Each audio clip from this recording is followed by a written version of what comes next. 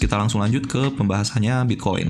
Oke, kita lihat di sini ya, Bitcoin itu bisa dibilang dia udah valid mengalami rejection dari SNR ini, tapi bisa dibilang dia juga lagi konsolidasi aja nih. Karena kita lagi ada di dua level krusial ya. Level krusial pertama ini SNR, terus level krusial kedua ini demand daily ini nih. Ini adalah demand daily yang selama ini membuat pergerakan Bitcoin itu tetap bullish gitu.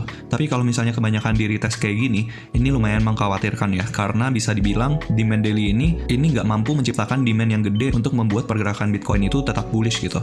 Karena dia di retest, mantul, terus habis itu di retest lagi gitu. Ini range-nya lumayan gede ya. Kalau misalnya dari resistance ini ke demand daily ini jaraknya 13% gitu. Jadi lumayan mengkhawatirkan, dan sekarang pun dia masih struggling untuk bisa mantul dari sini gitu.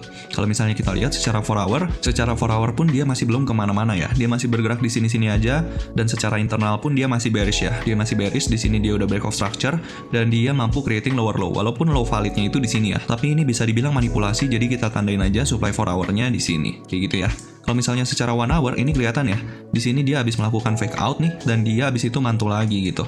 Jadi kita nggak tahu nih, apakah dia mampu mantul dari sini, atau apakah dia bakalan creating lower low dari sini. Expecting dia bakalan sideways lagi ya. Ini kemungkinan sideways-nya itu masih gede, kemungkinan range trading-nya bakalan sebesar ini, karena dia masih diapit sama dua level krusial ya, level SNR sama demand daily. Untuk skenario bullish-nya masih sama, karena kita konsolidasinya lumayan panjang, semenjak 10 Oktober yang penurunan drastis kemarin, terus habis itu kan kita konsolidasi aja nih.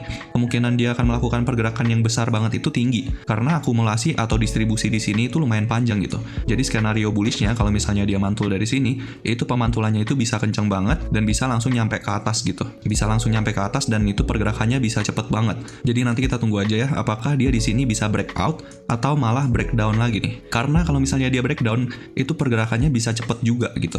Karena di sini dia udah sideways yang lumayan lama. Mungkin pergerakannya itu bakalan mirip-mirip seperti ini nih. Nah, mungkin pergerakannya akan mirip-mirip seperti ini nih. Dia turun sideways lama, terus habis itu pergerakannya cepet kenceng langsung naik ke atas. Dan sebelum naik, karakteristiknya Bitcoin itu selalu ciptain fake out dulu gitu.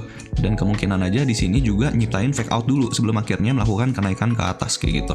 Jadi kita lihat aja apakah di sini beneran fake out atau dia beneran real pergerakannya itu malah turun ke bawah gitu.